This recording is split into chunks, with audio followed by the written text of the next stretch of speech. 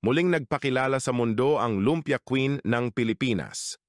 Ipinagmalaki ni Abby Marquez sa Facebook ang kanyang panalo bilang Best Food Blogger sa World Influencers and Bloggers Awards, WIBA, 2025 na ginanap sa Cannes, France. Suot ang isang custom red Filipiniana ni Joe Rubio na hango sa Pinoy spaghetti, kumpleto sa spaghetti-inspired na nail art at pasta box na bag. Bit-bit ni Abby ang kulturang Pinoy sa global stage. Ayon sa kanya, bringing the heart of Filipino, creativity, and food to a global stage. Ang WIBA ay taunang ginaganap kasabay ng Cannes Film Festival at nagbibigay parangal sa mga nangungunang influencers mula sa iba't ibang larangan.